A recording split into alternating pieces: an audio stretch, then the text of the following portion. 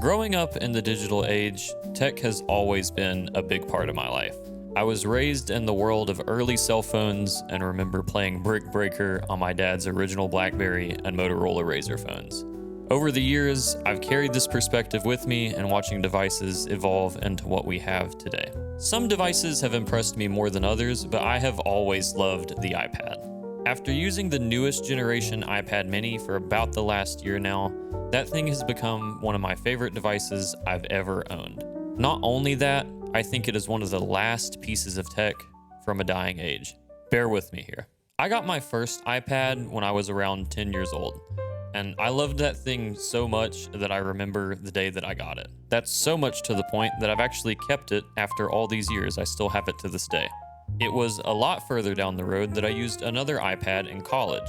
My old 12.9-inch iPad Pro pretty much carried me through all of my study sessions, and it was my companion through late nights and early mornings. It was a major tool in teaching me everything I know about my career, and I couldn't have even made it through college without it.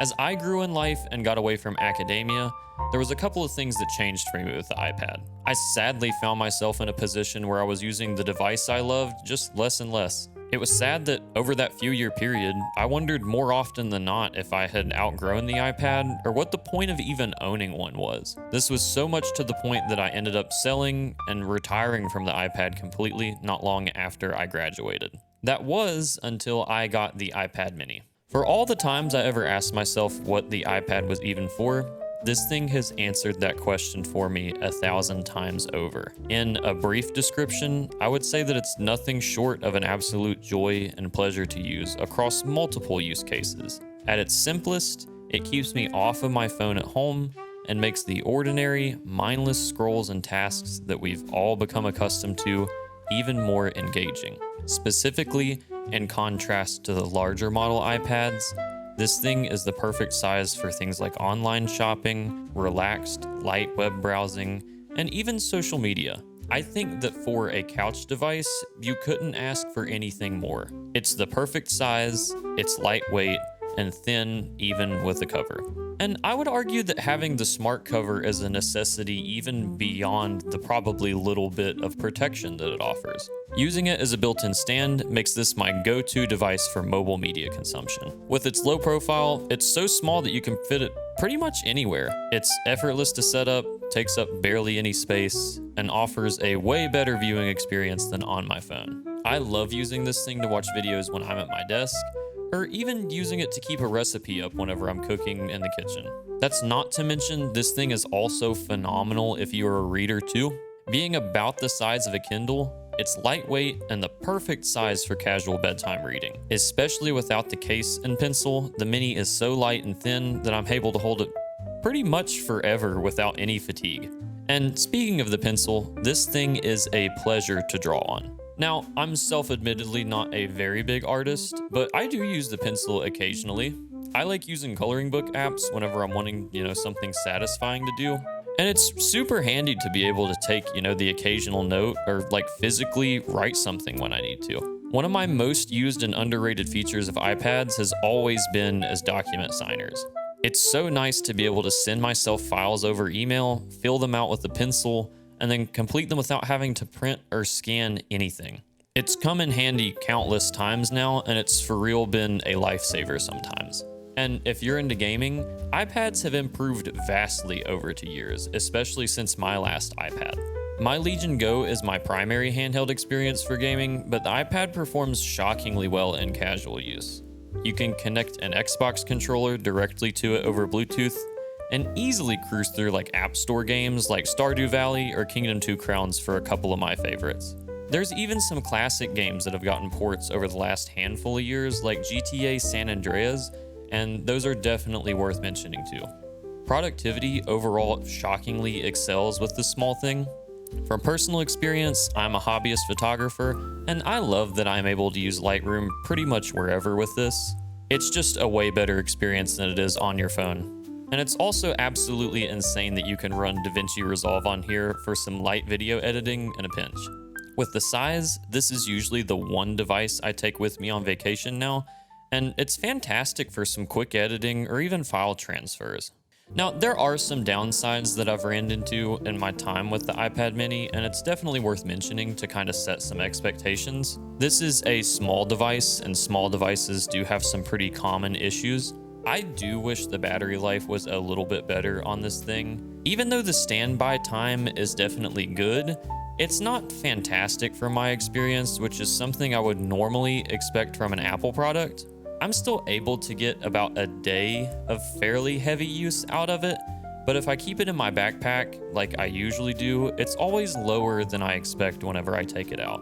As good as it is too, the size of this thing could definitely be an issue as well if you're going into it with the wrong reasons or the wrong mindset. This thing is not going to be the best size or shape for like a one device setup, and if you're looking for a laptop replacement, I think you would struggle with this. I think with the form factor, this thing is solidly a tablet, but at the end of the day, what's wrong with that? It doesn't try hard to be anything else at all. It is just the iPad. I do want to mention the display in this segment, but not for the reasons that you might think. I was actually very pleasantly surprised with this. Of course, I wish it was OLED and 120 Hz, but this thing is a beautiful display for what it is. I was hesitant to commit to the device in the first place because of the way people talk about it, but I'm so glad I didn't let that stop me because I would have missed out on so much with this device. And I mentioned earlier that this thing is like the last of an era of dying tech, and I really do mean it. I'm 24 years old, and I've been an Apple fan for pretty much my whole entire life. I mean, Steve Jobs was one of the first idols that I can remember having, and even then, I think Apple is a big reason as to why I got into tech and remain into tech in the first place. With iconic releases like the original iPhone or the iPad, like I've mentioned, I remember feeling like each release and product was palpably changing our world in some way. Apple built the legacy of their brand for this whole century on the backs of these products. The company itself marketed and sold the dream of innovation. And now, almost 20 years after the release of the original iPhone, a lot has changed. Apple, and a lot of other companies for that matter, are severely lacking in innovation.